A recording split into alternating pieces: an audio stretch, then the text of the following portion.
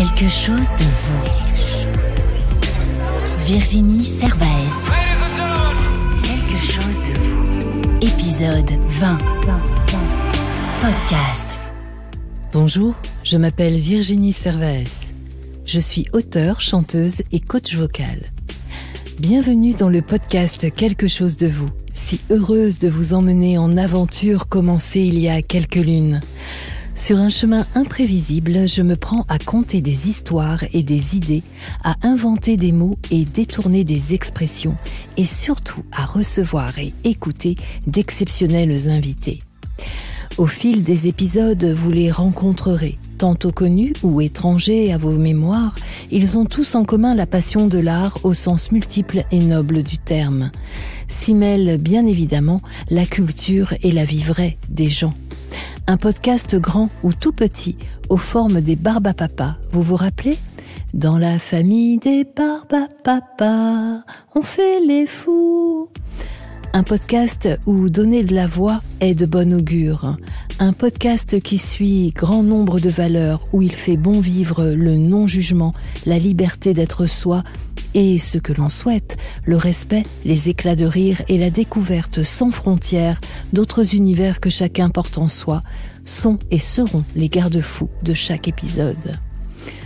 Chaque dimanche, vous avez la possibilité de me poser une question, quel que soit le sujet, et à laquelle je répondrai en toute simplicité, honnêteté et de façon inspirée au présent. Dimanche 13 septembre, Quelque chose de vous revêt son plus grand costume de Barbapapa et explose ainsi le score du temps et de la durée de cet épisode. Et oui, comme quelquefois vous l'avez remarqué, je peux aller de 30 minutes à plus de 1h15. Eh bien, celui-ci ne dérogera pas à la règle de la longueur, mais c'est un peu exceptionnel en effet. C'est un jour anniversaire. Quelque chose de vous souffle 20 bougies. Il fête un 20e épisode. On n'a pas tous les jours 20 ans. Ça nous arrive une fois seulement. Ce jour-là, passe hélas trop vite. C'est pourquoi faut qu'on en profite. 20 épisodes. 20 incroyables invités. 20 attentions 1000 fois concentrées de Sam, mon ingénieur son. 20 inventions inventées, d'Apolline à Karen, qui a pris la suite récemment, pour des créations imagées. Et puis, voyez, j'en suis émue, une quarantaine, et oui, ils sont plus nombreux, d'auditeurs questionnant de pertinence, sans compter vous tous, au grand complet, chers auditeurs, derrière vos écouteurs, je le sais, qui chaque dimanche êtes fidèles et en témoignez, quels que soient mes invités. Et de cela, je vous remercie infiniment, car effectivement, vous n'avez d'intérêt que votre curiosité. En parlant d'invités, quelque chose de vous se pose cette fin de week-end aux côtés de l'étonnante et exceptionnelle Céline Tran.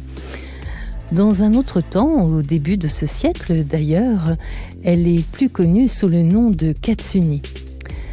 Un long moment d'échange où elle accepte de se dévoiler, une mise à nu en tout bien tout honneur, de quoi rhabiller les plus sceptiques que j'imagine au loin grimacer.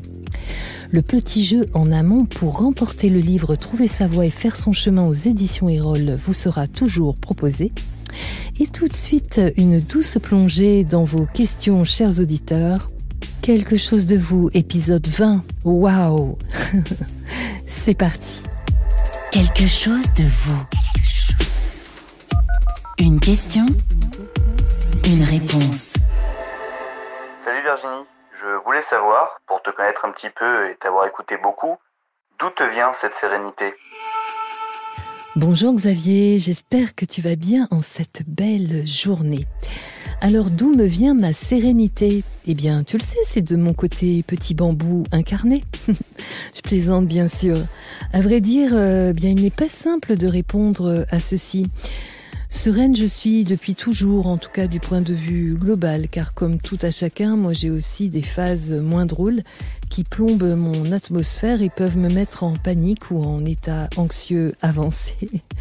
Cependant, pour en avoir un tout petit peu échangé avec toi, si tu parles de cet état quasi permanent que j'ai lorsque je suis en société, il est cet état véritable, effectivement, qui est à l'intérieur de moi. C'est inné et sans prétention. Moi, j'ai appris et apprends qu'il ne sert à rien de perdre de l'énergie dans des situations sans intérêt pour soi, pour des personnes aussi qui nous tirent vers le bas. Entre autres, et par ailleurs, c'est une forme de sagesse, de tranquillité que j'acquiers au fil de mon avancée, tu sais. Et puis, je pourrais ajouter que, comment dire ça? Que c'est aussi un héritage, un alliage de mon éducation. C'est aussi un héritage cellulaire. Et en plus de toutes ces données, eh bien d'autres me sont propres et elles sont glanées et acquises au cours de ma vie. C'est un gloubi-boulga en fait. Attention, parce que là je sors mes références, tu vois, à Casimir. Donc, qui fait que naturellement il en résulte ce calme et cette sérénité. Et puis, tu sais aussi, toujours au fil du temps, eh bien moi j'aime incarner ce que je dis et ce que je crois. Et notamment que tout ce qui se passe dans ma vie est juste et fait sens, même quand ça m'agace. Et puis, de fait, je sens que c'est vraiment ma nature profondément calme, et c'est en ma nature profondément calme que je crois. Je suis une nature calme, instinctive, qui aime prendre le temps d'observer un nouvel environnement, d'observer des nouvelles personnes autour de moi. Et de fait, eh bien, c'est vrai que quand tu prends le temps, naturellement, tu adoptes une posture extrêmement calme, extrêmement posée, une posture d'observation en fait. Voilà Xavier, eh bien écoute, peut-être que nous en parlerons de vive voix très très vite. En attendant, je te souhaite une belle semaine à venir. Je t'embrasse. Oh, belle dame Virginie, que penses-tu des couples en 2020 ? La question se pose. Peux-tu y répondre ? Ma chère Nini, mais ah là là, ce petit accent soleil, quelle joie, j'adore. Mais en même temps, je ris je ris de répondre à ta question. Je me dis, mais pourquoi me la poses-tu ? Moi qui suis célibataire, divorcée depuis plusieurs lunes et qui en matière de référence couple, franchement, je m'estime vraiment pas la plus douée. Mais bon, ça me fait vraiment rire, donc j'espère que nous allons rire juste ce petit temps de réponse. Alors bien sûr, j'entends que tu t'adresses à la dame sage que j'incarne, dont j'ai parlé d'ailleurs précédemment avec Xavier, et qui a forcément son idée sur la question. Alors, je ne crois pas faire une conférence sur le sujet, cependant, l'importance à mes yeux des couples en 2020, voire même 2021, 2022, c'est que tous ceux qui sont élevés à ce titre, pour tous ceux qui sont élevés à ce titre, je dirais que pour moi, dans un couple, l'important est de ne pas s'oublier soi.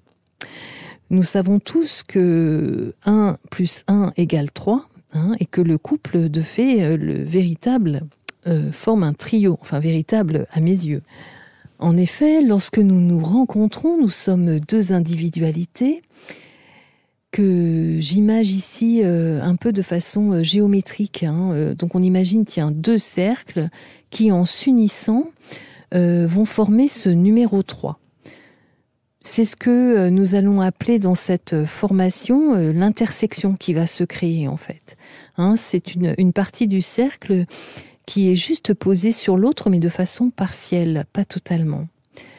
Or, bien souvent, ce 3-là va glisser soit à former un 1, ce que j'appelle dans les phrases, je dirais, les petites phrases qui me viennent, c'est je ne forme qu'un. L'autre m'appartient. Du fait, là on s'oublie carrément au détriment de l'autre, c'est-à-dire que, et dans le dessin, ça ferait deux cercles qui seraient juxtaposés. Et puis il y a un troisième schéma, en tout cas moi j'en détecte 3, qui devient 2 cercles indépendants. Alors c'est ce que j'appelle les cercles côte à côte, hein. D'ailleurs dans le dessin c'est exactement ce que je fais, mais alors là où le 1 ni le 3 n'existent, ce sont 2 individus à part entière qui vivent côte à côte et rien de plus. D'ailleurs, il n'est pas rare dans une histoire à 2 que nous traversions au cours de notre vie commune ces 3 états. Alors l'important, bien évidemment, parce qu'un état n'est pas figé, et c'est là où je me dis, Nini, et pour revenir à ta question et même y conclure, je dirais que la libertaire que je suis dirais que le couple qui m'interpelle le plus et qui me donne envie est ce couple qui arrive à mettre un système bien équilibré, qui est ce couple intersection, hein, où, comme je disais tout à l'heure en introduction, aucun des 2 ne s'oublie. Voilà, c'est pour moi en tout cas le meilleur cas de figure. Mais en même temps, je sais que l'équilibre vient du déséquilibre, on le sait, un équilibre est toujours déséquilibré en quelque sorte. C'est que les 2 autres, pour autant, peuvent être intéressants aussi, mais par contre à vivre à petites touches. Je m'explique. Par exemple, si je reprends le cas de figure numéro 2, où je disais que là c'est le cas de figure fusion, hein, un cercle l'un sur l'autre. Qui est où je ne peux pas être, où c'est le cas de figure, je ne peux pas être moi sans toi, hein, c'est un peu ce truc là.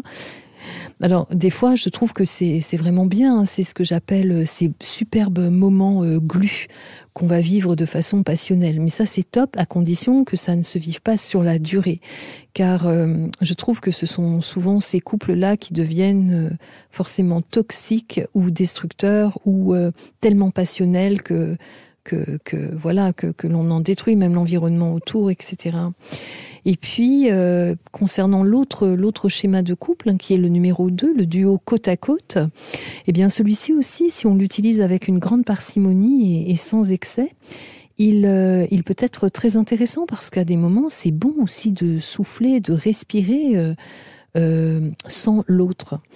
Mais bien évidemment, là aussi, il ne faut pas qu'il soit permanent, parce qu'à un moment donné, ça veut dire qu'effectivement, aucun intérêt d'être côte à côte, et on se tourne alors à ce moment-là vers l'extérieur, qui nous tente pour partir d'ailleurs. Je ne cherche pas du tout à faire des adeptes à mon idée, mais là je pose ce que moi je pense du couple à ce jour.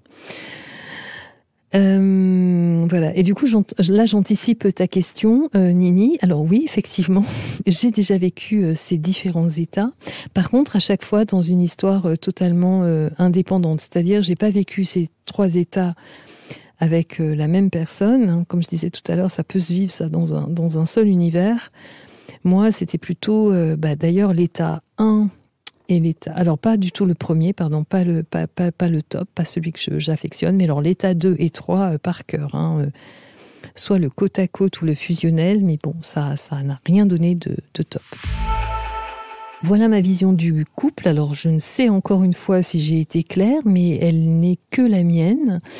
Et puis, pour conclure vraiment, j'ai envie d'ajouter que il y a autant de combinaisons possibles de couples, je pense, et d'expériences que autant de couples qui se forment, car chaque couple est unique et inventera sa manière à lui de vivre et d'évoluer comme cela lui convient. Chère Nini, j'espère que vraiment en partie j'ai répondu à ta question, et puis vraiment j'espère aussi te voir bientôt pour qu'on en échange en vrai. Je te souhaite à toi aussi une belle semaine et je t'embrasse. Chers auditeurs, vous renouvelez mes merci pour vos questions. En attendant les prochaines, je vous invite ci-après à prendre note du process. Je me modernise pour participer au jeu et remporter mon livre Trouver sa voie et faire son chemin aux éditions Erol. Suivez les flèches. Quelque chose de vous, le jeu.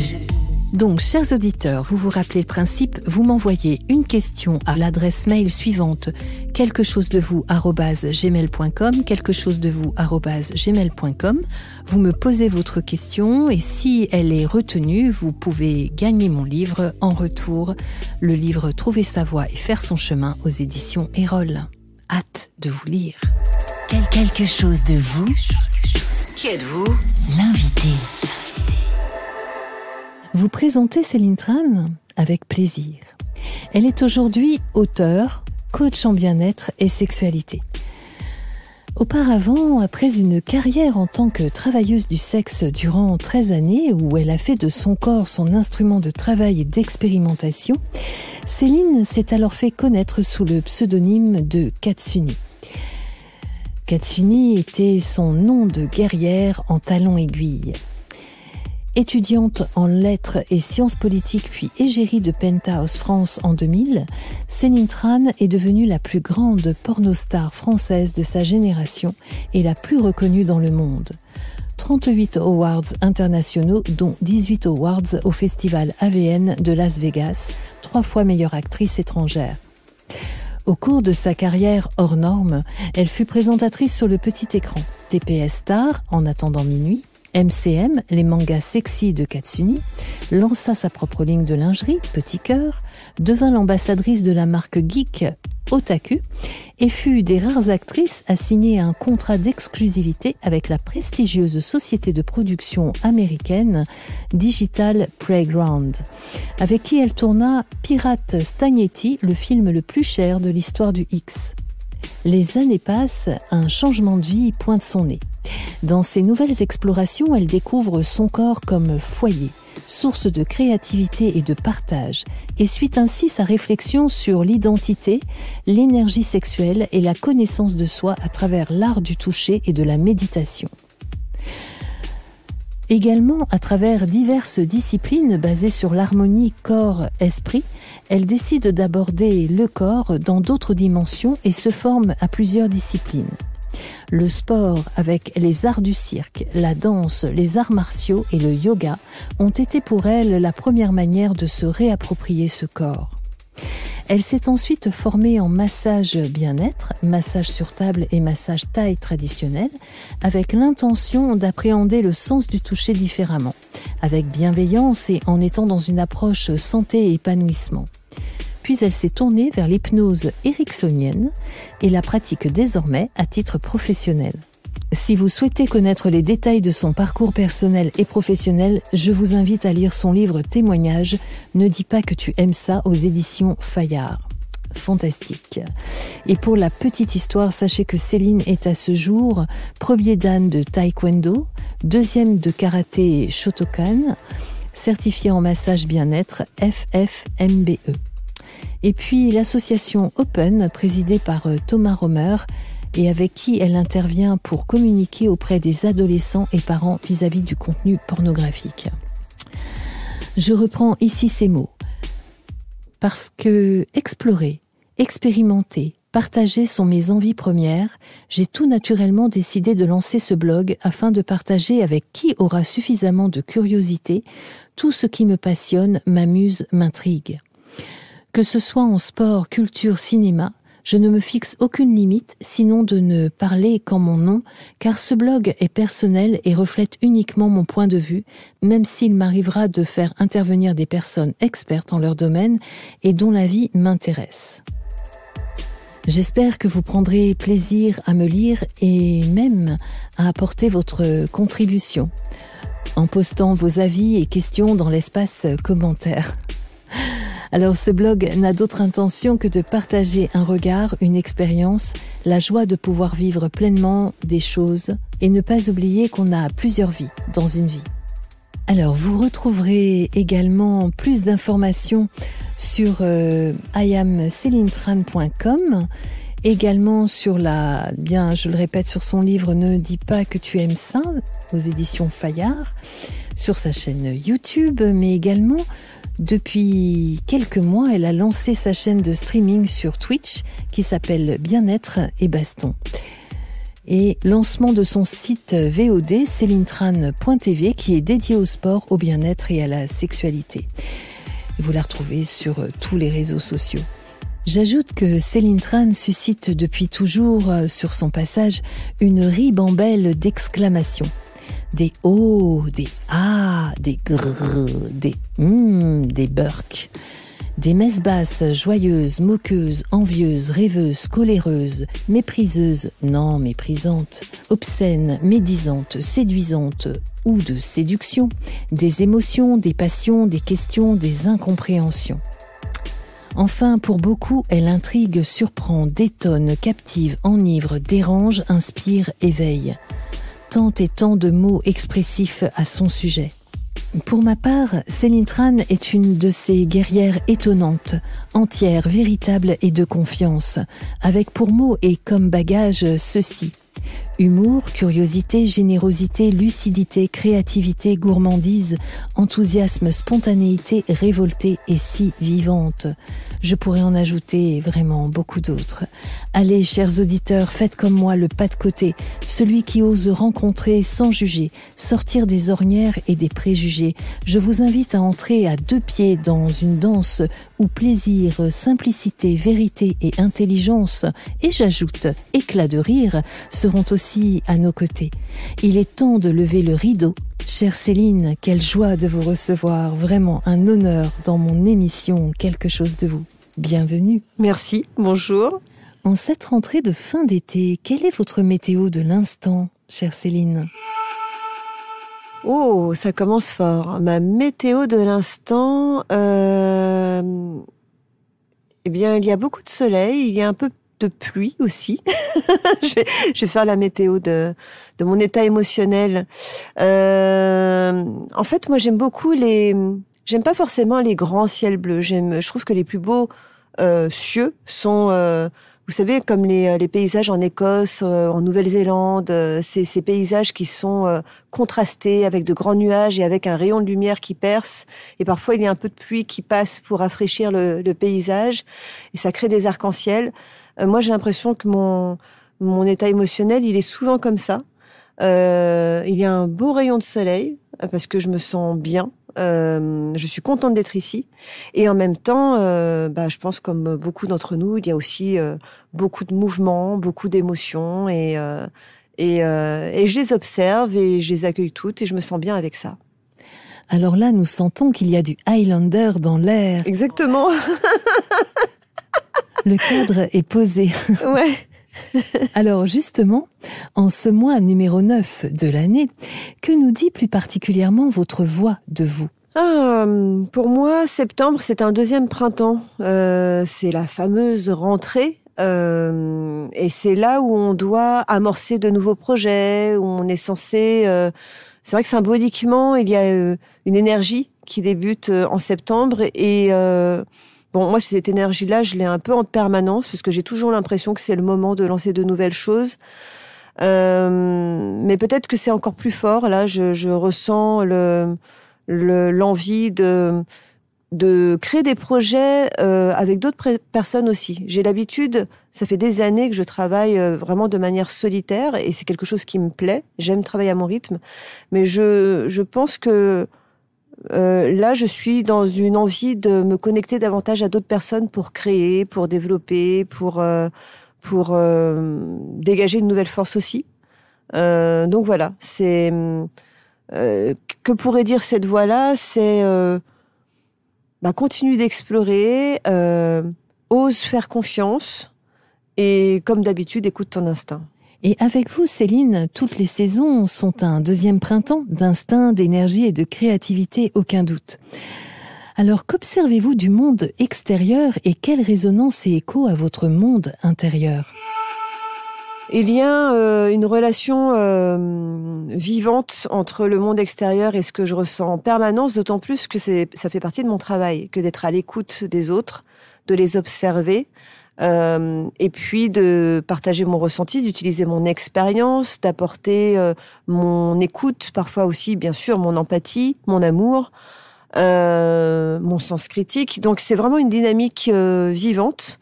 Et là, en ce moment, c'est vrai qu'on s'est on traverse une période, non pas seulement en France, mais à échelle mondiale, qui est assez agitée, qui crée beaucoup de confusion, de doutes, d'angoisse, qui réveille pas mal de peur. Et j'observe du monde extérieur beaucoup un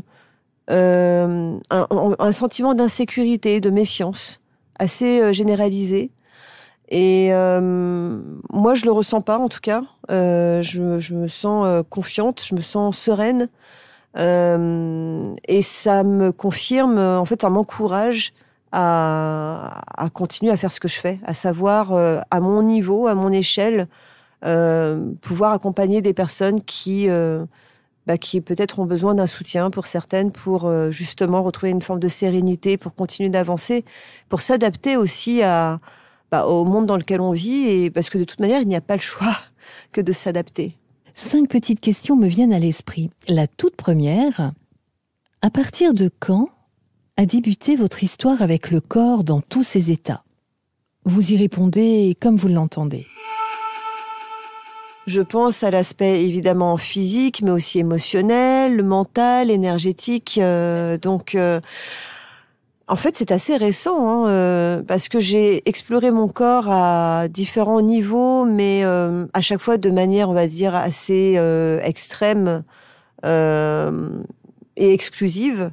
C'est-à-dire que j'ai commencé par la partie physique, l'aspect sensationnel, avec l'ancienne carrière que j'ai choisie autour de la sexualité, où en revanche j'étais plutôt coupée de l'aspect émotionnel, et même mental d'ailleurs. J'étais beaucoup dans le physique. Quand j'ai arrêté mon ancienne carrière, j'ai pris plus de recul, j'ai commencé à être plus dans l'analyse, donc à être dans le mental, et l'émotionnel est venu petit à petit parce que je me suis autorisée à l'associer à mon corps, alors qu'avant c'était séparé. Et je pense vraiment que je me suis réconciliée pleinement avec mon corps et que j'ai commencé vraiment à être incarnée à partir de mes 33 ans, à peu près. Alors c'est drôle parce que 33 ans, on dit souvent que voilà, c'est un âge symbolique, mais pour moi, ça a été une renaissance et finalement le début de ma vie de femme. Donc pour moi, tout commence à ce moment-là. Et ça commence avec une prise de conscience. Parce que bien sûr que j'étais déjà tout ça, mais c'était, on va dire, c'était diffus, c'était conflictuel. Parfois, je plaçais justement des oppositions entre la partie physique et émotionnelle, par exemple, alors qu'en fait, c'est absolument complémentaire. Et donc, à 33 ans, je dirais que ça a été le début de ce déclic. Cela m'amène à vous demander si à cette époque, vous avez expérimenté, exploré le corps, les corps, et où de fait avéré, je vous aurais conduite moi-même au bûcher, car au grand Dieu, cela me renvoyait à mon état coincé. Plus sérieusement, je me demande comment, ou tout au moins, quelle fut votre astuce pour vous couper de l'émotionnel ? Eh bien, le jeu. Le jeu, puisque en fait j'ai choisi un métier qui me permettait d'être dans un personnage qui lui pouvait jouer des émotions, mais ça restait du jeu, et donc c'était une manière aussi de me mettre à distance de moi-même. Donc en fait c'est vrai que ça peut ressembler à une forme de dissociation et presque de la schizophrénie, mais c'est plus alors oui, une forme de dissociation, mais c'est ce que vivent tous les acteurs, c'est-à-dire qu'on va exploiter une facette de soi pour l'exprimer dans une fiction. Eh bien moi je l'ai fait durant 13 années à travers ma carrière d'actrice X. Où je jouais un personnage dans mes scènes, mais où je jouais aussi un personnage, celui du personnage public, qui s'appelait Katsuni. Et donc ça permet de créer une distance, de se protéger en fait. Ça permet en gros, c'est un peu comme revêtir un costume de Wonder Woman. Enfin moi en l'occurrence, ma référence c'est plus Catwoman. Et dévêtue. Mais non, ça m'est arrivé de porter des vêtements. Ne soyez pas mauvaise langue.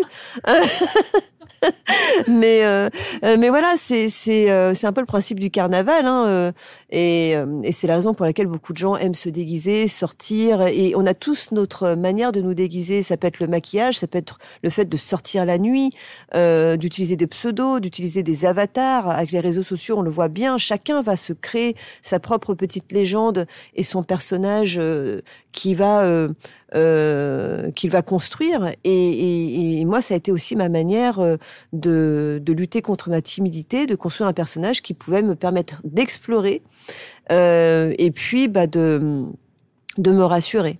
Alors, ça ne veut pas dire que je n'ai rien ressenti durant cette carrière. Il m'est arrivé d'avoir des relations amoureuses, il m'est arrivé de développer aussi des émotions et même des sentiments pour des acteurs durant ma carrière. Donc, je n'ai pas été complètement coupée de ça. Mais c'est vrai que ce n'était pas ma démarche. Mon intention, vraiment, c'était de ressentir, d'explorer, de découvrir. Mais bien sûr qu'il y a de toute manière de l'émotion là-dedans. Simplement, je n'avais pas envie de me laisser emporter par ça. Et finalement, quand c'est vraiment arrivé, quand je me suis laissée emporter par ça, que je suis vraiment tombée amoureuse, eh bien, c'était justement juste avant d'arrêter ma carrière. Et c'est ce qui a contribué d'ailleurs à ce que j'arrête. C'est qu'au bout d'un moment, je n'avais plus envie de n'être que dans le corps. J'avais envie de donner un autre sens à ma sexualité et justement que l'acte sexuel soit vraiment connecté à mes émotions, qu'il y ait une harmonie entre les deux.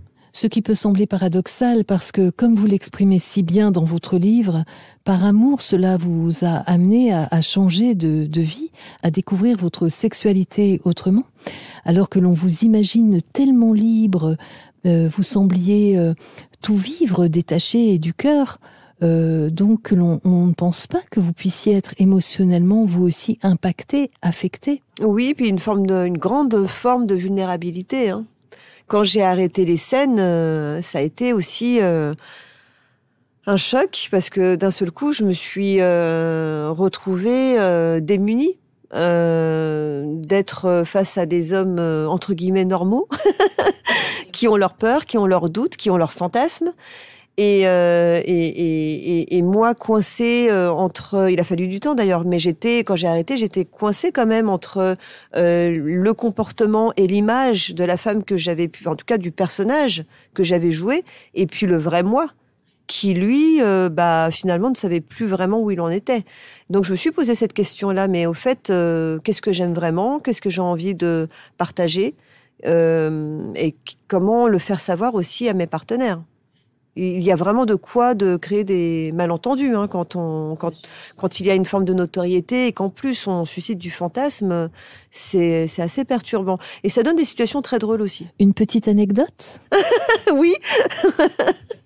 Oui, j'en ai des anecdotes, mais je suis obligée d'en rire. Mais justement, je trouve que c'est ce qui est génial dans la sexualité, c'est que on est tellement vulnérable. Sur le moment, on peut se trouver très embarrassé. Parfois même développer de la culpabilité, c'est dommage, mais voilà, ça nous arrive à tous. Mais après coup, ça peut représenter des histoires très très drôles. Et en fait, moi j'ai souvent ce recul-là. Quand je vis quelque chose d'embarrassant, quel que soit le domaine, il y a une partie de moi qui se dit « oh là là, ça craint », et une autre qui se marre déjà, parce que je m'imagine déjà raconter l'histoire et je me dis « ouais, mais quand même, c'est une bonne histoire ». Et en l'occurrence, j'avais flirté avec un homme à distance. On s'entendait vraiment très bien intellectuellement, on avait plein d'affinités, des passions communes. Et moi, je suis quelqu'un de très romantique et je m'enflamme très très vite. J'ai beaucoup d'imagination aussi.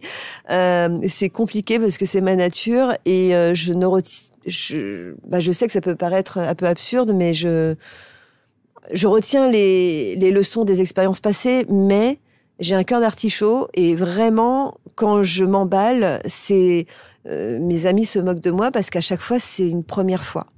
Et j'ai pas envie de le perdre, ça. Parce que c'est vrai, c'est toujours une première fois. Chaque rencontre est nouvelle. Et quand bien même on revoit pour la troisième fois une personne, la troisième fois est aussi une nouvelle fois. Elle est toujours unique. Donc il y a une certaine fraîcheur, mais aussi beaucoup de naïveté avec ça. Et je me suis retrouvée enfin à rencontrer cet homme avec qui, on s'était chauffé, on savait qu'on se plaisait. Et là, d'un seul coup, je me suis retrouvée émotionnellement comme une jeune femme de 21 ans, parce que j'ai commencé le X à 21 ans. Et là, d'un seul coup, c'est mince, qu'est-ce que je suis censée faire? Comment je vais me comporter? La panique.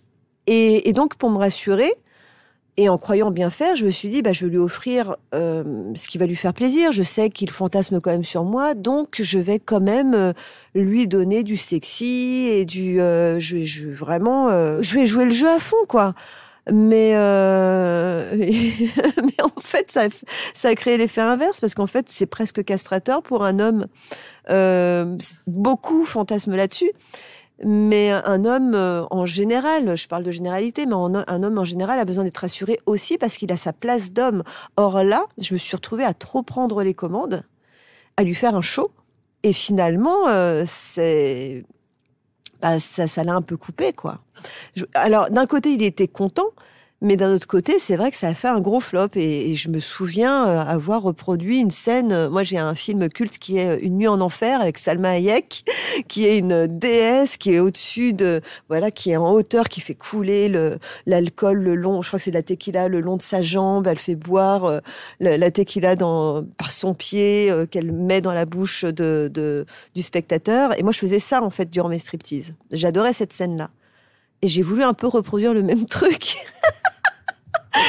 Et en fait, non, ça le fait pas. Alors, j'ai pas fait exactement la même chose, mais on n'en était pas loin. Et on avait l'impression que je tournais une pub pour vous savez, quand on en fait des tonnes, il manquait plus que le ventilo, quoi, et la machine à fumer. Et quand j'y pense, j'étais parfaitement ridicule.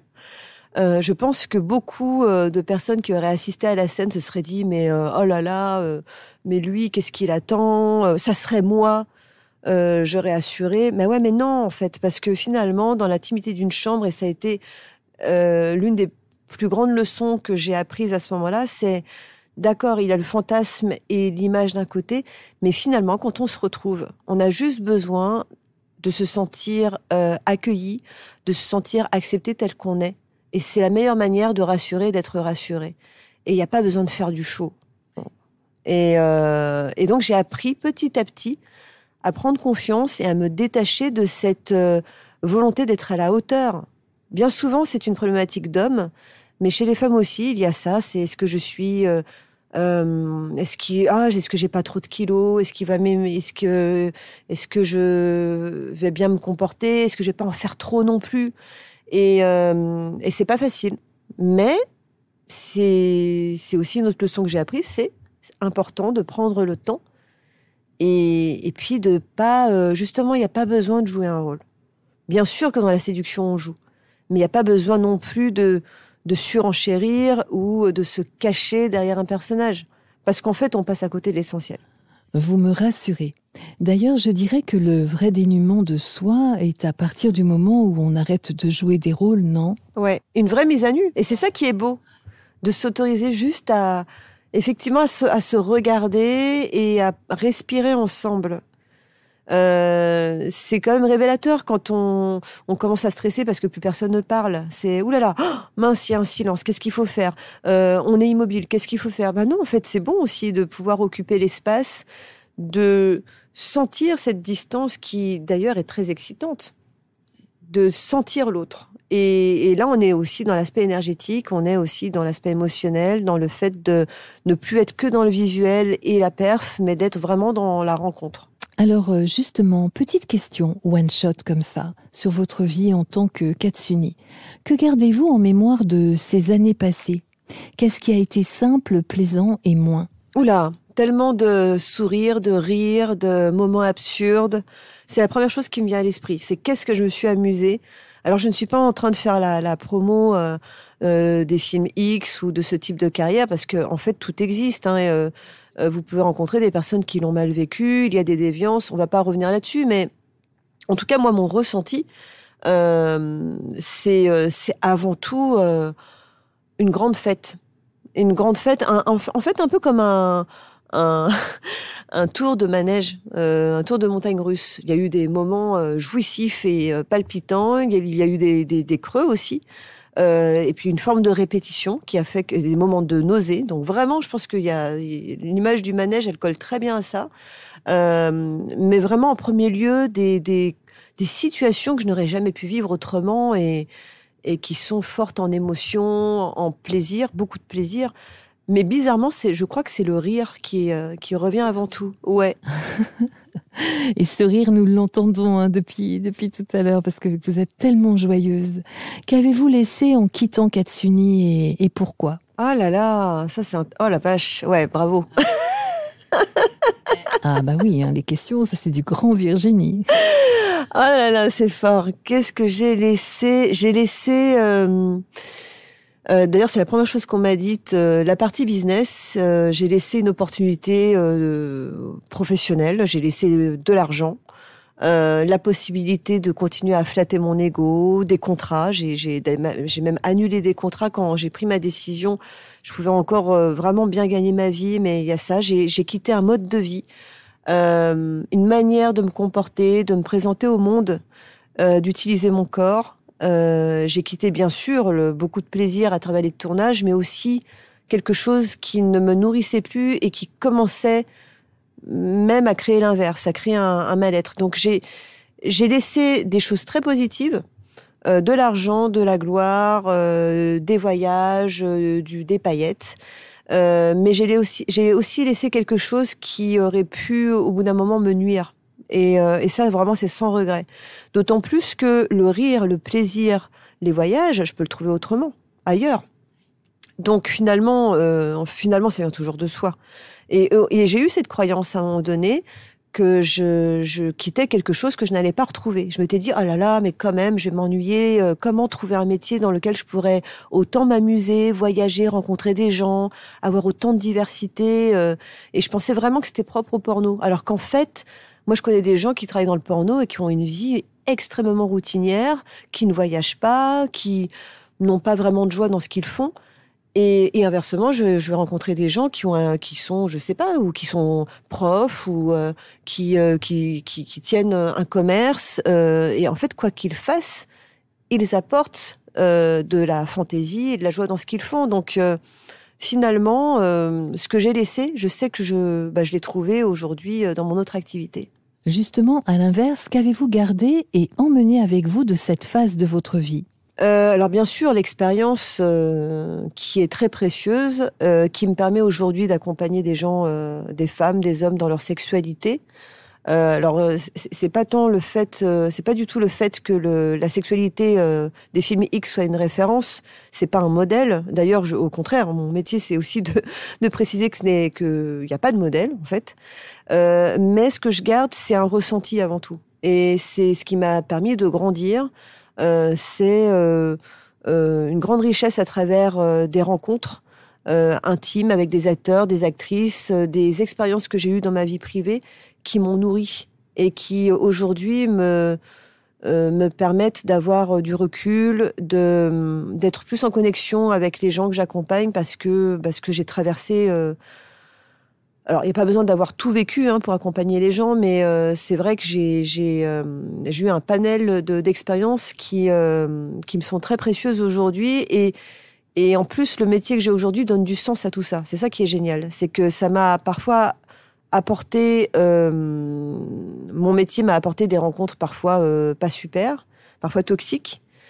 Mais aujourd'hui, je me rends compte qu'elles me sont utiles pour avancer et pour accompagner. Donc avant tout l'expérience. Et puis, pardon, je me permets, mais je reconnais aussi que si j'ai rangé le costume de Katsuni dans une malle, il y a quand même une chance que d'être médiatisé encore aujourd'hui, même si au départ les journalistes ne voulaient pas me présenter comme Céline Tran. Ça a été une lutte, ça a pris du temps, mais quand même, je dois aussi reconnaître que même s'il y a parfois une forme de stigmatisation, j'ai beaucoup de chance d'avoir la possibilité de m'exprimer sur les plateaux télé, dans les médias, C'est un avantage que j'ai gardé quand même. Katsuni fait totalement partie de vous et c'est indéniable. Moi, j'ai eu cette chance, et comme vous le savez, Céline, enfin quand je dis cette chance, je vous ai rencontré, j'étais vraisemblablement la seule de la planète à ne pas savoir que vous aviez une carrière X derrière vous, et multi-récompenses, etc., et que vous étiez connu du monde entier. Et même aujourd'hui, même si depuis j'ai eu la curiosité d'aller vous voir. Comment ça, vous avez la curiosité de me voir? Mais c'est quoi ces histoires? Ah bah oui Céline, hein, tant qu'à faire, autant ne pas mourir idiote. Bon, j'avoue que je n'ai regardé que quelques minutes, mais tout de même, je suis loin d'avoir tout vu. Mais en tout cas, chaque fois que je vous vois, moi c'est vrai que c'est Céline que je vois. Et avec toute votre entièreté, hein, bien évidemment, mais c'est d'emblée Céline. Alors, cela m'amène à vous poser cette dernière question sur ce chapitre. Si toutefois vous regardez en arrière rétrospectivement, quels sont les mots, les phrases qui vous viennent et que vous vous attribuez à chaque étape de votre vie jusqu'à aujourd'hui? C'est très intéressant. Je vais forcément apprendre des choses sur moi-même en fait en répondant. Alors, la naissance, qui pour moi est une chance déjà. Être en vie est une chance, c'est un cadeau. L'enfance jusqu'à l'école primaire, pour moi c'est un Éden, c'est vraiment une bulle que j'idéalise beaucoup. J'ai une enfance très heureuse, donc j'ai l'image d'une fleur qui commence à pousser, la fraîcheur, l'innocence. La joie, tout allait bien. J'ai vraiment le plaisir d'aller à l'école, le plaisir d'apprendre. Et puis après, malheureusement, il y a le premier déclic le début de l'adolescence, avec pour moi le début d'une crise existentielle. Là, c'est le début du questionnement sur le pourquoi, sur pourquoi je suis là, à quoi je sers. Qu'est-ce que je vais faire de ma vie, sachant qu'on la décide pour moi et qu'après donc il y a là c'est le questionnement. L'adolescence c'est le questionnement et puis la conscience de la mort qui commence j'étais pas une adolescente très joyeuse. Ça s'est pas arrangé avec les années d'études. Le corps est absent à ce moment-là. Hein. C'est invisible. Je pense que le mot, c'est vraiment invisible. Je veux être invisible. Et il y a le passage ensuite vers les 18 ans où j'utiliserais le mot rupture. Rupture avec ma famille. Perte du lien de confiance. Enfin voilà, où il y a une sorte de fracture qui se fait. Ensuite... les débuts de mes années d'études, là, c'est vraiment... il y a une petite période assez sombre, assez... oui, je suis désolée, hein, c'est pas très joyeux ce que je dis, mais c'est vrai qu'à ce moment-là, non seulement il y a le questionnement existentiel, mais c'est vraiment l'absence de perspective. Et puis, il y a la révolte qui naît de ça. Il y a une phrase que j'ai écrite dans mon journal intime, sachant que je précise que j'ai une éducation religieuse catholique, donc avec une grande soif d'idéal. En plus, j'étais très romantique, littéraire, littérature du 19e, donc j'aspirais vraiment, c'était l'idéal, quoi. Et l'idéal, c'est très beau, ça inspire, mais ça peut écraser aussi. Parce que l'idéal est toujours inatteignable. Et donc, à ce moment-là, moi, je suis dans la soif de cet idéal-là. C'est tout ou rien. Et j'écris dans mon journal, je serai vierge ou prostituée. Mais avec vraiment le V majuscule et le P majuscule. Sous-entendu, parce que ce sont des symboles, mais finalement des symboles qui sont devenus presque concrets. Hein, dans l'idéal de la Vierge, c'est la femme parfaite, la future épouse, celle qui s'adapte, qui s'intègre à la société, qui fait ce qu'on lui dit de faire, qui rentre dans les rangs et qui ne fait pas de vagues. C'est comme ça que j'ai été éduquée. Et puis la prostituée, mais au sens prostituée sacrée, la femme maîtresse, Catwoman, celle qui s'émancipe, qui transgresse, au risque de choquer, mais au risque aussi d'être salie par le regard des autres, mais qui est, elle, dans l'action. Et j'ai fait le choix d'être celle qui serait dans l'action, qui serait dans le corps, dans l'expérience. Et là, j'ai posé mon cerveau et je me suis dit, maintenant, tu vas utiliser ce corps-là, puisque tu constates qu'il a un certain pouvoir, et tu verras ensuite. Et donc, vraiment le mot qui définit la suite, c'est exploration. C'est exploration, quitte à explorer les extrêmes pour explorer ses limites, pour apprendre à se connaître, parce que je pense qu'on apprend à se connaître en allant justement dans les extrêmes. Alors bien sûr que ça peut éventuellement mettre en danger, mais c'est là que les valeurs ont leur importance. Et j'ai quand même gardé de mon éducation des valeurs qui m'ont permis de cadrer, de dire non, de choisir. Et donc cette période, c'est beaucoup, ça représente toute ma carrière dans l'UX. Et dans cette carrière, après, il y a eu ce déclic émotionnel dans le rapport au corps quand je suis tombée amoureuse, qui a été réconciliation et sens, mettre du sens dans ce que je faisais. Parce que l'exploration, c'est bien joli, mais en fait, on se rend compte qu'on n'a jamais fini d'apprendre, que les limites peuvent toujours être repoussées, et qu'au bout d'un moment, si on veut repousser les limites du corps, c'est effectivement là le danger, c'est que c'est un peu comme les personnes qui veulent expérimenter les drogues ou qui font du sport de haut niveau, qui veulent battre des records. Bien sûr que c'est jouissif, que ça booste l'ego, que ça peut être très beau aussi, la performance. Ça peut être même une forme d'art à un certain niveau.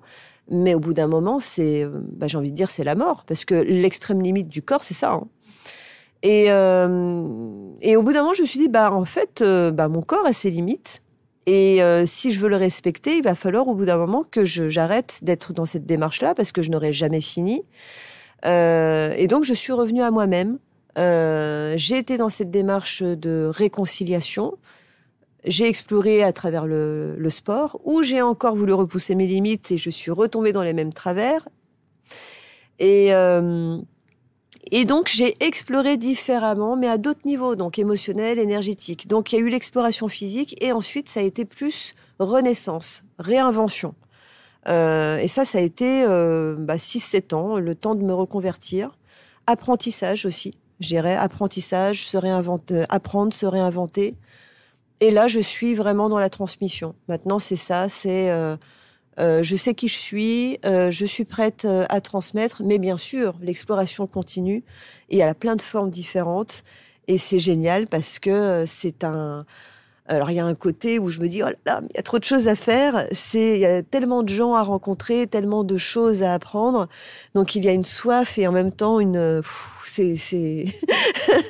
ça peut réveiller certaines frustrations et en même temps, c'est beau parce que je me sens vivante et je me dis, mais ça me ramène à cette conscience d'être vivante et d'avoir la chance d'être vivante. Waouh, quelle jolie danse des mots, de vos mots. En parcourant votre chemin, je m'aperçois que vous êtes passionné de sport, de combat, d'enluminure, de cirque acrobatique. Et surtout que lorsque vous vous lancez dans une de ces aventures, c'est vraiment pas pour rien. Vous allez au bout des choses.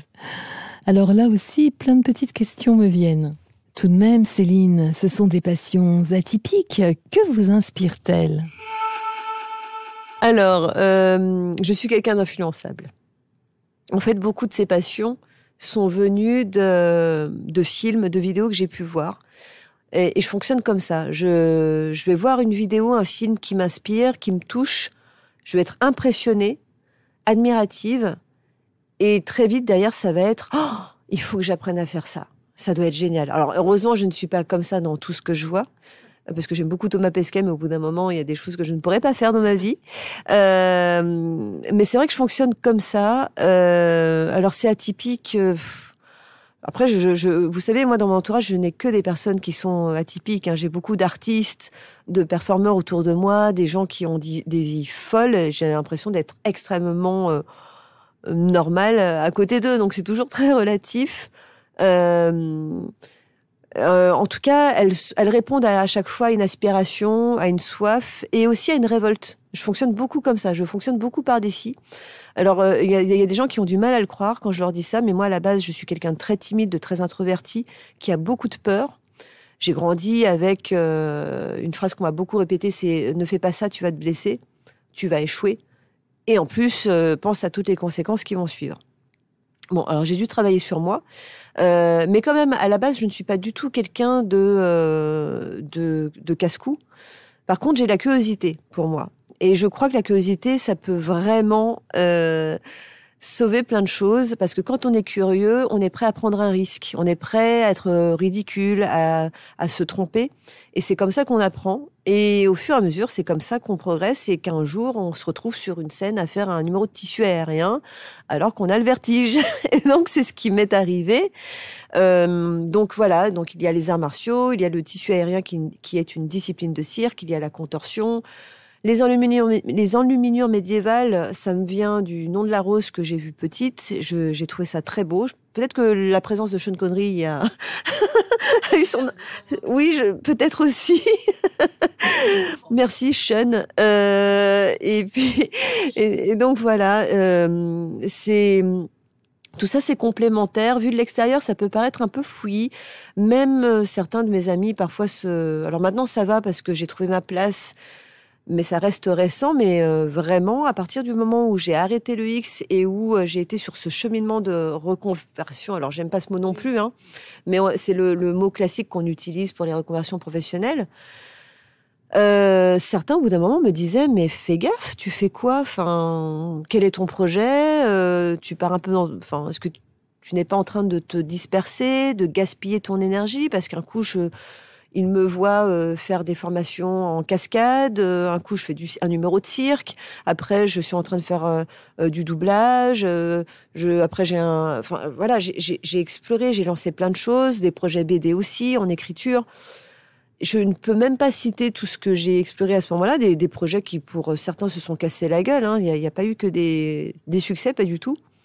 Mais vraiment, moi, j'ai toujours suivi mon instinct et j'ai toujours su qu'à ce moment-là, ça répondait à quelque chose qui me nourrissait, qui me rendait vivante. Et au fil du temps, alors il a fallu du temps quand même, eh bien j'ai fini par prendre suffisamment de recul pour réaliser que tout ça était connecté. Oui, il y a un lien entre yoga, arts martiaux, hypnose, massage, tout ça, ça va ensemble. On est encore une fois dans le rapport au corps, dans sa partie physique et émotionnelle. Et au départ, j'ai commencé par explorer ça pour moi, tout comme le X était un choix pour moi.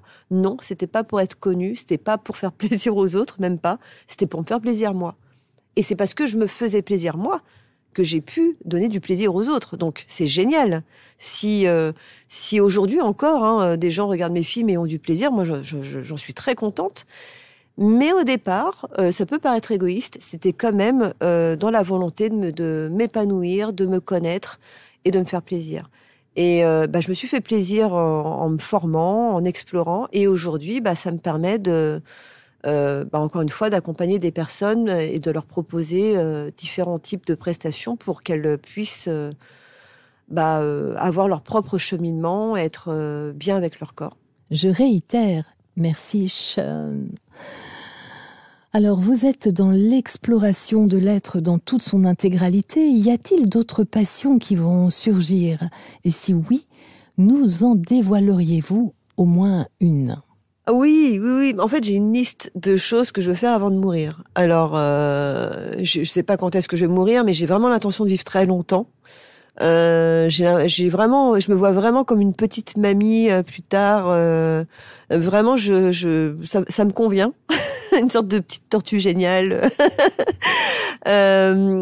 Oui, alors en fait, moi, il y a la musique que j'ai pas explorée. Enfin, j'ai pris des cours quand j'étais ado d'orgue électronique. Mais la guitare, je veux vraiment apprendre à jouer à la guitare parce que c'est trop la classe. Et en fait, il y a des morceaux où je me dis, non, il n'y a pas moyen. Avant de mourir, il faut que je puisse jouer tel morceau. Il faut que je puisse jouer ça parce que ça doit être le pied. Je veux savoir ce que c'est que de pouvoir jouer un morceau sur scène aussi.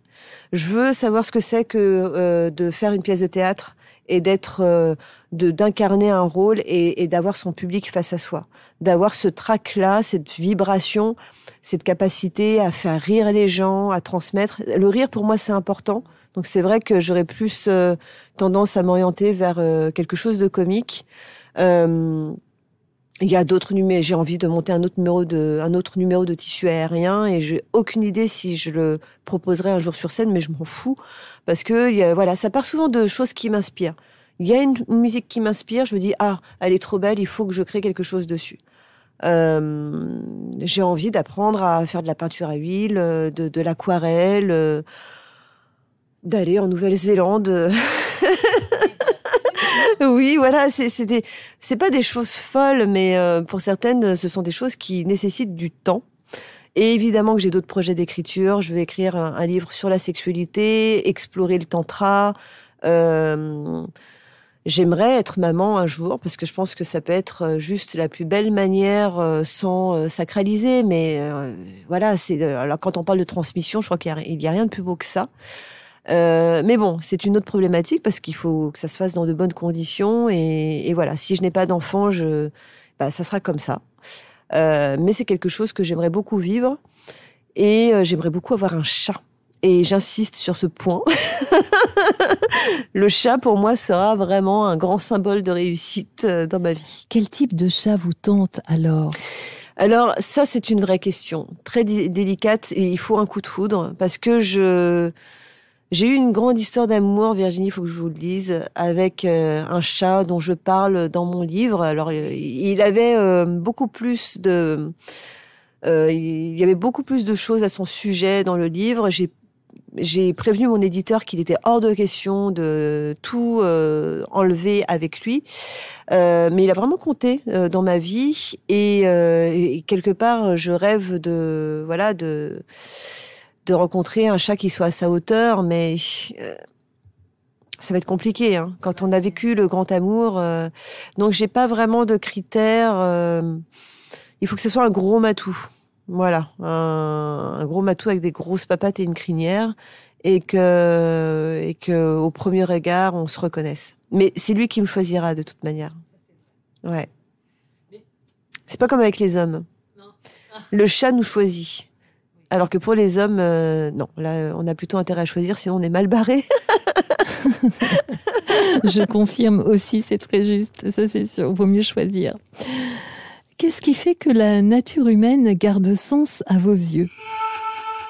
L'amour, en fait. Le sens, c'est... Oui, en fait, il y a le fait même d'être en vie, la vie, ça se respecte. Donc, juste ça, le fait d'être vivant, toute vie est respectable. Mais au-delà de ça, pour ce qui est de l'humanité, c'est même si cet amour-là, on le sait, n'est pas omniprésent et ne s'exprime pas forcément partout ni de la bonne manière, c'est ce qui donne du sens. C'est très, peut-être très fleur bleue, mais finalement, je pense vraiment que c'est à la base. C'est marrant. D'un seul coup, je pense au film Interstellar, qui pour moi parle de ça aussi. C'est ce qui ressort. En fait, on peut avoir un discours scientifique, sociologique, philosophique, tout ce qu'on veut. Au bout d'un moment, on en revient toujours à la même chose. C'est l'amour qui nous fait tenir. En d'autres temps, d'autres époques où il était facile de voyager, et vous l'avez beaucoup fait, si le désir de bouger jaillissait de nouveau, où aimeriez-vous poser vos valises ? Et pourquoi ? Là, ce qui me retient, ce sont mes parents, parce que j'ai pas envie d'être loin d'eux. Et j'ai eu cette discussion il y a 2 ans avec ma mère. Je lui dis bon maman, parce que il y a 2 ans je comptais déménager. Et bon après j'ai rencontré mon chéri, donc ça a changé mes plans. Mais j'ai dit à ma mère, j'ai toujours des... C'est vrai que quand j'y pense, je lui dis bon maman, j'ai réfléchi, j'ai vraiment fait le point entre les différentes destinations possibles, viables, qui réunissent tous les critères pour que je sois bien. Donc il y aurait 3 options. Il y aurait venir vivre à Annecy, sachant que mes parents sont dans la région, lac, montagne, voilà, être à la maison. Vivre à Annecy, aller à Bordeaux parce qu'il y a le côté pratique, jolie ville, culturelle, bien desservie pour aller à Paris, ou la Nouvelle-Zélande. Alors ma maman, Oh, bah, quand même. Alors, en fait, en une phrase, elle m'a fait chavirer. Elle était très mignonne. Elle m'a dit, oh, mais quand même, la Nouvelle-Zélande, tu vas être tellement loin. On pourra plus te voir. Et alors là, mon cœur a fondu. Je me suis dit, oh non, la pauvre. J'avais l'impression de la trahir en faisant ça. Et je me suis dit, bon, mon rêve de Nouvelle-Zélande, je l'accomplirais autrement, ou je partirais peut-être un mois. Mais non, je peux pas faire ça à mes parents. Et puis Bordeaux, au bout d'un moment, je me suis dit, bah, c'est bien gentil, c'est très joli comme ville, mais je n'ai aucun lien avec cette ville. Et finalement, bah, mon choix, ça va être de revenir vivre à Annecy en revenant régulièrement à Paris. Mais vivement qu'on puisse à nouveau voyager, parce que la Nouvelle-Zélande, c'est mon rêve. La Nouvelle-Zélande, elle est accessible, vous verrez. Et oui, nous en parlerons. Qu'est-ce qui vous inspire dans la vie, Céline ? Alors c'est drôle, mon inconscient, et j'adore comment l'inconscient peut envoyer des images très rigolotes. J'ai eu l'image d'un croissant qui est apparu. Chaud, doré, dodu. Et oui, sous un rayon de soleil, c'est l'image qui m'est apparue. J'allais partir dans une réponse un peu plus intellectuelle, mais en même temps, je pense que cette image, elle n'est pas apparue par hasard. Il y a de la gourmandise, du plaisir, et qui est lié à tous les sens. Et c'est la raison aussi pour laquelle, pour moi, la sexualité est un sujet central, parce que dans la sexualité, il y a aussi cette analogie avec la nourriture. Et vraiment, c'est ce qui dirige ma vie, c'est ce qui m'inspire, c'est ça, c'est le plaisir. Le plaisir de recevoir, de transmettre, de ressentir, et de ressentir de plein de formes différentes. On en revient aux émotions, au corps, aux sens. Ce qui m'inspire, c'est ça. C'est très physique, finalement. Ça peut être, comme tout à l'heure, marcher sous la pluie, et alors on va dire que je commence à parler comme Francis Lalanne ou comme Van Damme, mais c'est con, mais il y a des moments de grâce comme ça, tout simple, où il pleuvait, je voyais tout le monde être en panique, en train de se planquer sous des parapluies ou sous des abribus. Et en fait, moi, j'étais là comme une conne à regarder la pluie sous mon masque, toute contente, en me disant « Waouh, ça fait du bien, c'est beau. Je me sens bien là, en fait. » Bon, peut-être qu'après 1 heure, j'aurais pas dit la même chose. Mais vraiment, il y a cette conscience du corps qui est très forte. Et après, bien sûr, il y a des personnes qui vont impacter la musique. Ça peut être une chanson, ça peut être un film. La musique m'inspire beaucoup. Ça m'aide vraiment à écrire. Et puis après, des personnes qui ont des... C'est vrai que moi, je fonctionne beaucoup à l'admiration. Et j'ai de l'admiration pour les personnes qui ont du courage. Pas forcément qui ont du talent, c'est pas la même chose. Et le talent, bien sûr, c'est admirable, mais c'est parfois même... ça peut même écraser. Hein. Quelqu'un qui a beaucoup de talent, ça peut parfois même être oppressant. Parce que ce sont des personnes qui sont douées.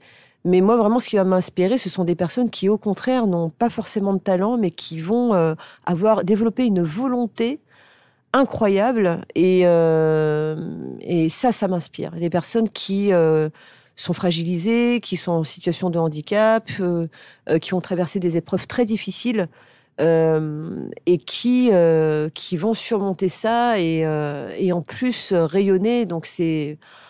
Waouh, c'est beau, quoi.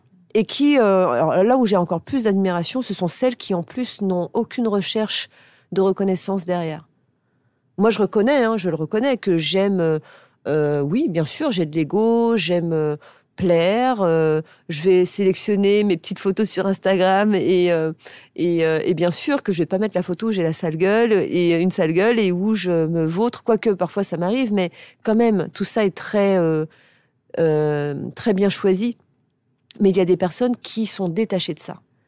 Et ça, c'est vraiment admirable. Qui sont dans le faire, dans l'être, mais pas dans le paraître du tout. Et ça demande beaucoup de force. Eh bien, continuons. Quelle jeune femme êtes-vous en 2020 ? Ah, toutes mes invitées adorent cette question, mais j'avoue qu'elle fait du bien. Alors déjà, j'aime beaucoup le terme jeune femme, merci. En 2020, mais moi je me vois déjà en 2021, c'est vrai que j'ai tendance à me projeter beaucoup. 2020, c'est vrai qu'on l'a déjà bien amorcé. C'est en pleine expansion, en pleine... vraiment, je suis très heureuse parce que je m'exprime. Et c'était pas le cas il y a encore quelques années où j'explorais, mais là, vraiment, j'ai le sentiment que je peux vraiment m'exprimer, où je me sens de plus en plus... où je me sens libre. Donc, la jeune femme que je suis, c'est une femme qui a encore beaucoup de choses à apprendre, mais qui a trouvé sa place, mais qui effectivement se sont très jeunes parce qu'il y a tout cet apprentissage, toute cette énergie à disposition. Et voilà, il y a encore beaucoup de maladresse, beaucoup de choses à améliorer, à approfondir. Mais voilà, j'ai l'âme d'une débutante et en même temps, je pense que se sentir jeune, c'est ça aussi. Il y a rien de pire que de dire c'est plus de mon âge, c'est pas pour moi. Alors après, bien sûr, il y a des choses évidemment. On peut. C'est bien aussi de reconnaître ses limites et de se dire bon bah là non, en ce qui me concerne par exemple, pour ce qui est de la maternité, il faut que j'ai cette conscience là parce que sinon après il sera trop tard. Mais il y a toujours ce sens du jeu. Et ça permet de mettre beaucoup de joie dans ce que j'entreprends. Donc, c'est la prolongation de ce que j'ai été. Ça reste fluide quand même. De quelle note sera composé votre prochain hymne de vie ? On sent la musicienne qui s'exprime à travers cette question. Il y a beaucoup de choses là. J'ai beaucoup d'envie en fait. En fait, je crois que j'ai envie... c'est une note qui va quand même être plus centrée sur moi. Parce que c'est vrai que je suis beaucoup dans le partage. Et j'adore ça. Et ça m'apporte beaucoup de satisfaction et de joie. Mais là, je sens que je suis en train encore de reproduire ce que je faisais avec le X ou avec le sport, à être dans l'excès. Et en fait, je travaille beaucoup. Et je suis en train de réaliser que je n'applique pas forcément les conseils que je donne aux autres. Donc là, je suis dans cette conscience-là de revenir à moi-même, de ralentir, de me réorganiser. Donc cette note, je dirais que c'est la note de la vigilance et de prendre soin de moi. De prendre soin de moi et de ne pas m'oublier, ouais. Donc, quel sera votre petit pas d'après ? Le petit pas d'après, c'est de savoir plus dire non. Ouais. Non, mais j'ai pas de problème à dire non, mais ce boulot, quand même, c'est un piège. C'est un piège parce qu'on rencontre des gens qui sont, pour certaines personnes, qui sont en détresse, qui sont dans la souffrance. Et c'est terrible de dire non quand quelqu'un est en souffrance. Ça remue des choses. Et en même temps, ça me permet de réfléchir aussi sur mon rôle, sur mon ego aussi, sur ce fameux syndrome du sauveur. Donc, je sais que j'ai un travail à faire là-dessus, qu'au bout d'un moment, je suis là pour que les personnes s'aident elles-mêmes, mais c'est pas moi qui vais les sauver. Et donc, si je ne suis pas disponible, elles pourront aussi trouver quelqu'un d'autre. Il faut que j'accepte ça. Mais c'est formidable, Céline. Je me permets de dire que vous êtes une jeune pousse dans le métier. Ouais. Je fais donc la vieille sage. Et je suis toutefois moi-même toujours en apprentissage. J'ose avancer que vous arrivez à un des moments de notre métier que je trouve le plus redoutable, qui est celui où l'on s'aperçoit effectivement que l'on ne peut pas sauver toute la planète ni autrui. Moi qui ai tellement rêvé d'être Zorro, et qu'il nous faut accepter que nous ne sommes là qu'à un moment de la vie des personnes que l'on accompagne, nous sommes des passeuses. Ouais. Cela demande effectivement force de détachement de nos coachés. Ouais. Juste pour un instant, je vous remets 3 petites baguettes de fées. Oh, j'aime bien les baguettes de fées. Quels sont les 3 vœux que vous exaucez ? Ah ouais, non mais là, quelles sont les quelles sont les limites? Oui, alors je dois admettre que spontanément, ce sont des souhaits qui me concernent, qui concernent mon bonheur. C'est-à-dire que j'aurais pu dire je souhaite que le Covid disparaisse, je veux, comme dirait Miss France, la paix dans le monde. Mais en fait, franchement, la première image qui m'est venue, il y a eu 2 images qui me sont venues simultanément, c'est celle de mes parents et celle de fonder ma propre famille, d'avoir un bébé. Donc mes parents en premier, Bah oui, j'ai envie qu'ils soient là le plus longtemps possible, de la manière la plus sereine possible. Bah oui, ils sont âgés, ça pas forcément très fort pour mon papa, et j'ai envie, voilà, j'ai vraiment envie de continuer un bon bout de chemin avec eux pour partager. Voilà, c'est à eux que je pense. Et je suis vraiment heureuse de pouvoir me rapprocher d'eux aussi géographiquement pour partager plus, même si je sais très bien que rester 3 jours d'affilée avec eux, c'est aussi une épreuve. Mais voilà. De prolonger, en fait, quelque chose. En fait, c'est ça, de prolonger quelque chose qui est précieux, et je sais que ce sera pas toujours comme ça. Et j'estime vraiment avoir de la chance, justement, d'avoir pu me rapprocher d'eux, parce que certaines personnes perdent leurs parents plus tôt et n'ont pas cette opportunité de se comprendre, de se parler, de faire la paix. Et je me dis, waouh, c'est génial que j'ai pu réaliser ça, et maintenant j'ai envie d'en profiter, quoi. Donc de partager plus. Il fut un temps, ça aurait été, oui, j'aimerais avoir de la reconnaissance de mes parents, mais en fait, j'ai fini par lâcher ça. Vraiment, j'ai couru après ça pendant longtemps. Et en fait, je me suis rendu compte que ça servait à rien, parce que de toute manière, à leurs yeux, j'aurais toujours 14 ans et demi.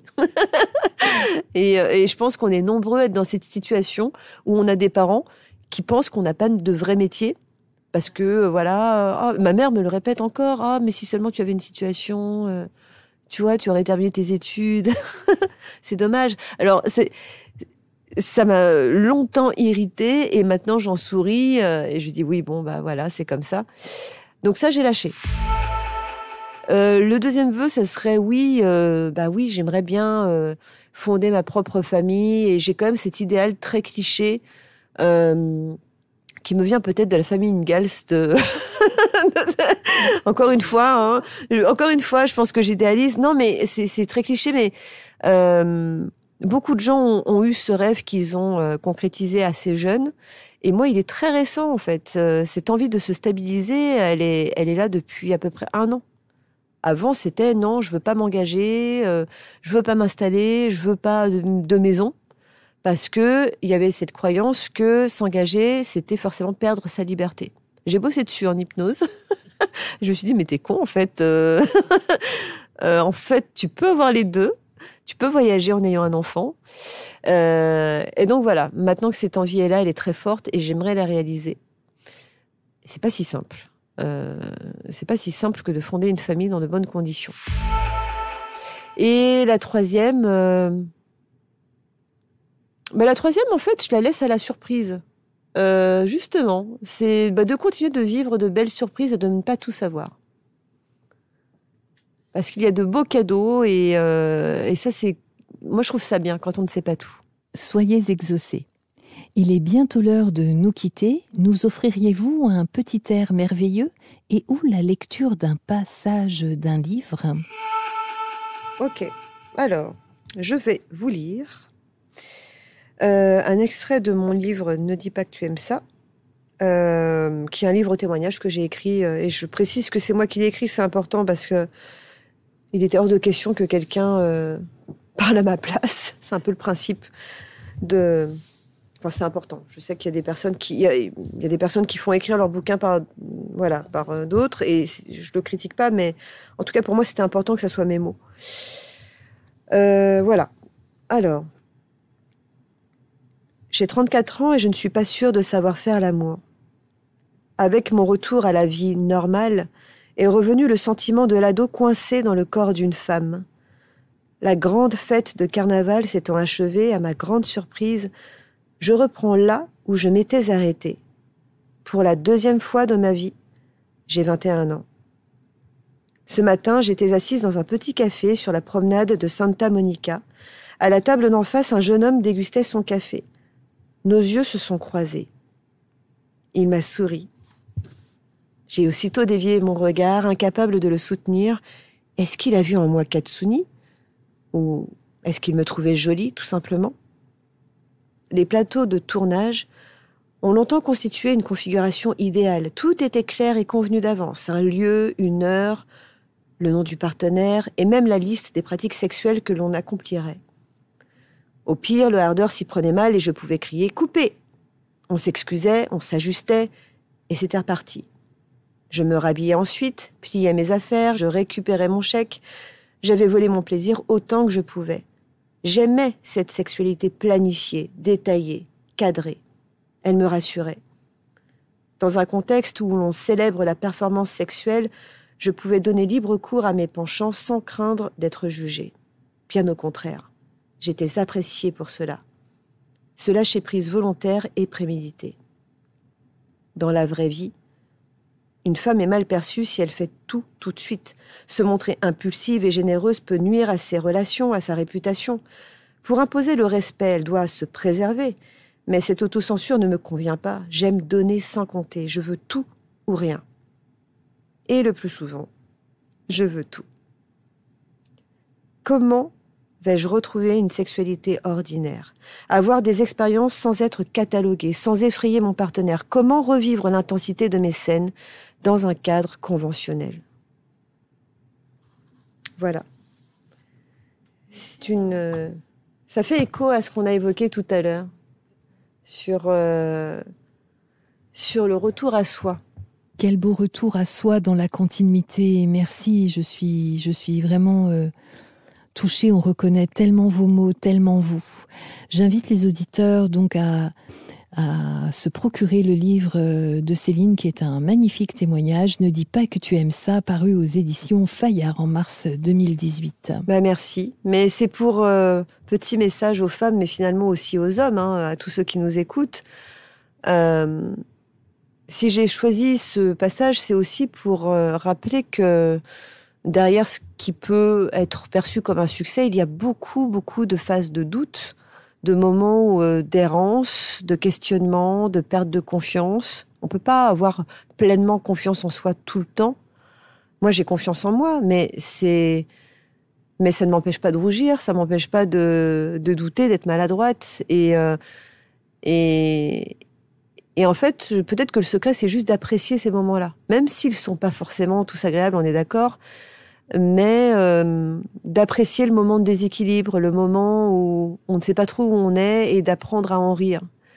Alors, on peut pas rire de tout, mais en tout cas, juste d'avoir peut-être de la tendresse pour ça.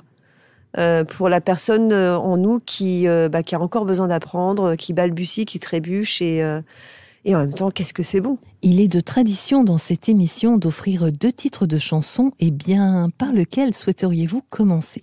Alors, le premier... Alors, en fait, c'est marrant parce que les 2 chansons qui surviennent sont 2 chansons que j'utilisais dans mes shows de striptease. Mais qui surprenaient. En particulier, la première, qui est l'interprétation de Michael Bublé de I'm Feeling Good. J'adore cette chanson. C'est une chanson qui a un vrai pouvoir hypnotique sur moi. Je suis quelqu'un qui est sujette au trac. J'étais tétanisée à chaque fois qu'il me fallait rentrer sur scène. Et quand on proclame votre nom en disant que vous êtes une méga super porn star mondialement connue et que vous allez faire un super show et que vous êtes en train de trembler dans les loges en vous disant « Mon Dieu, pourvu que je me casse pas la gueule du haut de mes 12 cm de talons », cette chanson a un pouvoir magique et en fait, aussitôt j'entendais cette chanson résonner et aussitôt je rentrais dans mon personnage de femme fatale. Birds flying high, you know how I feel. Sun in the sky, you know how I feel. Breeze drifting on by, you know how I feel. It's a new dawn, it's a new day, it's a new life for me. And I'm feeling good. I'm feeling good.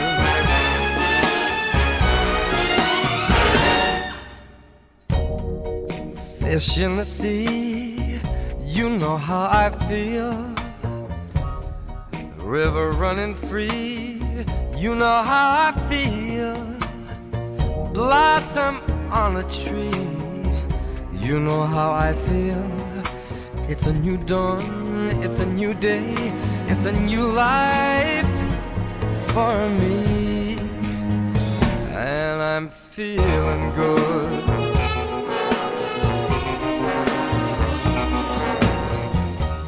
Dragonfly out in the sun, you know what I mean, don't you know? Butterflies all having fun, you know what I mean.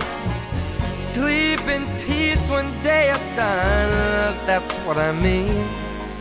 And this old world is a new world and a bold world for me. For me.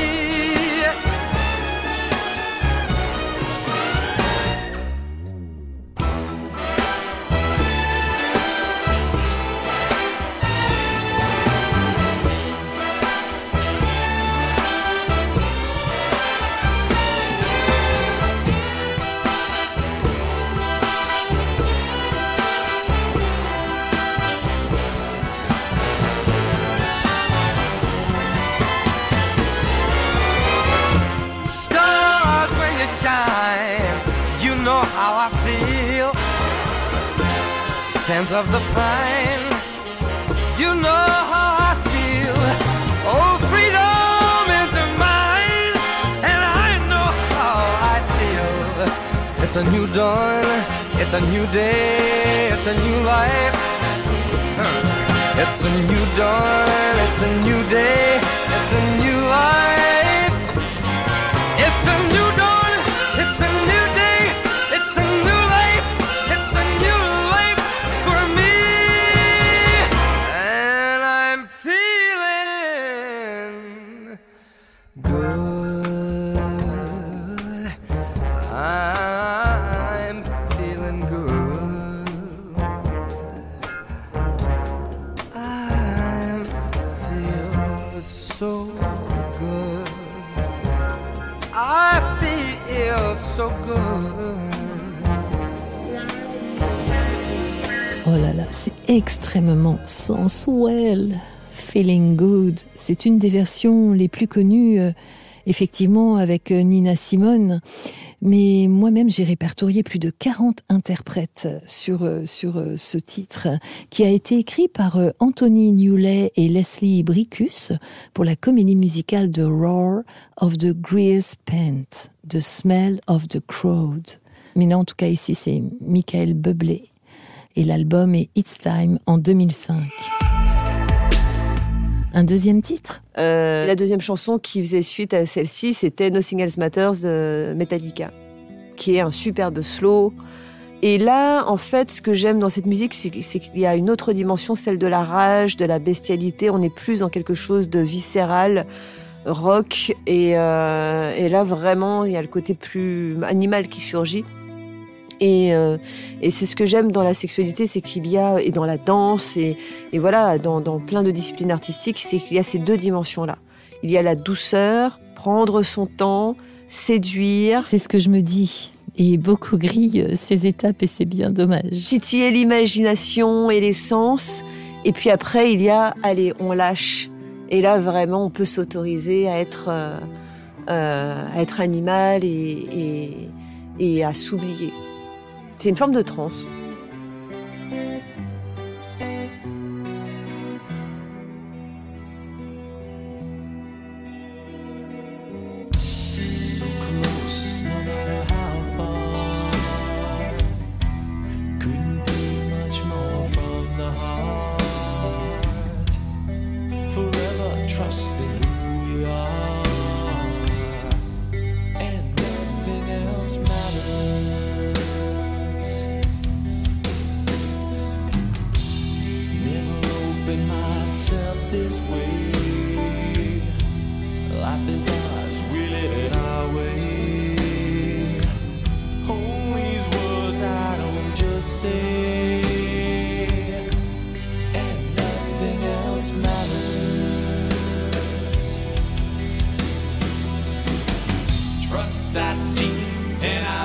finding you. Every day for us something new. Open mind for a different view. And nothing else matters. Never cared for what they do. Never cared for what they know. But I know.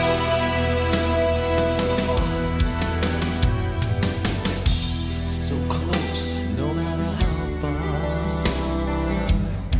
It couldn't be much more from the heart. Forever trusting who we are. And nothing else matters. Never cared for what they do. Never cared for what they know. But I know.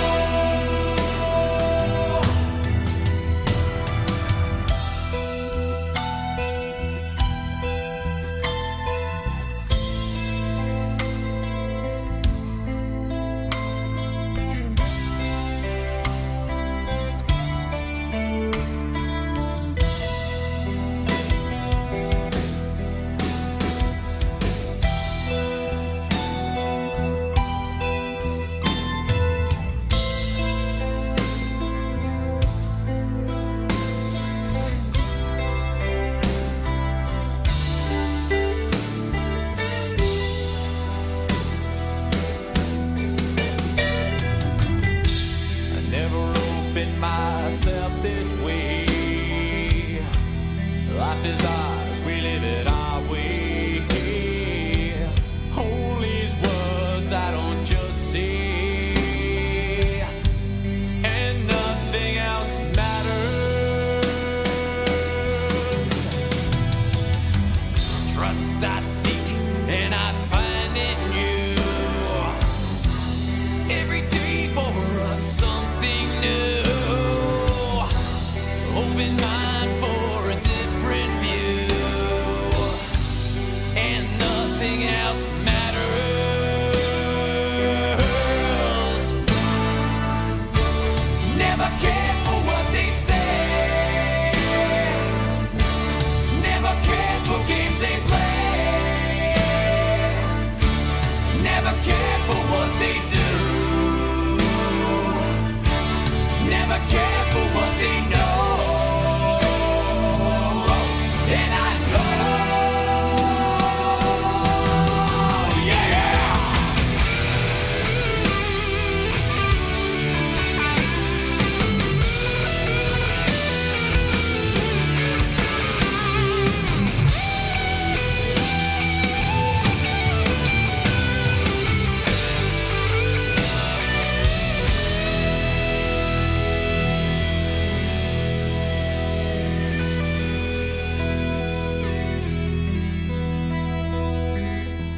So close, no matter how far.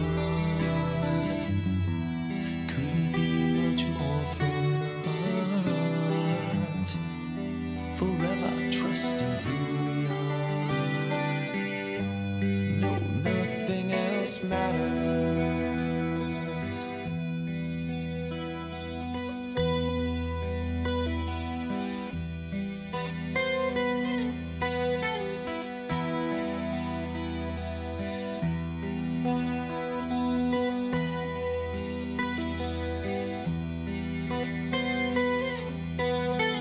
Nothing Else Matters, l'album Metallica sorti en 1992, label Elektra Records. Très chère Céline, tellement de merci je vous dois déjà d'être venue, d'une part, de votre confiance et puis de ces instants précieux livrés. Et scoop, chers auditeurs, vous aurez tout bientôt l'occasion d'écouter Céline de nouveau, et cette fois-ci de manière un peu plus concrète, car je souhaite vous interviewer Céline autour de la sexualité, je dois le dire. Je sens qu'il va y avoir encore de l'anecdote. Mais attention, il va falloir jouer le jeu. Hein. C'est promis Céline, je jouerai le jeu, et croyez-moi, il y a matière, j'ai des dossiers. D'autant plus que moi-même, j'entre dans une ère qui chante et j'assume ce que je dis et je ne me tais plus. Merci de m'avoir invitée. À tout bientôt, en tout cas. Quelque chose de vous. Quelque chose à vous. Lire. Encore une fois, mais quelle joie de recevoir une invitée aussi lumineuse. Ah, la joie, notre chère Annie Cordy la portait si bien. Elle était son habit de lumière et son sourire quotidien. Depuis quelques jours passés, vous nous avez quittés. Merci, merci, merci, grande dame, de vos éclats musicaux ensoleillés et de vos jeux bouleversants et touchants sur les écrans petits et grands, de télé ou de cinéma. Mon amie d'enfance Patricia vous a tellement chanté et imité, surtout avec le titre La Bonne du Curé. Je la salue d'ailleurs au loin. Chère Annie Cordy, il n'y a point d'éternité sur cette terre, reposez en paix. À tout cela, j'ajoute, osons-nous, osons l'amour, la vie, le bonheur. Chers auditeurs, quelque chose de vous se retire sur la pointe des orteils. Un joli gâteau à souffler nous attend, mon équipe et moi-même. Au plaisir de vous retrouver très vite dimanche prochain. En attendant, le sourire est de rigueur. Fermez les yeux et faites un vœu. Ça y est, exaucez. Prenez soin de vous. À tout bientôt. Quelque chose de vous. Podcast.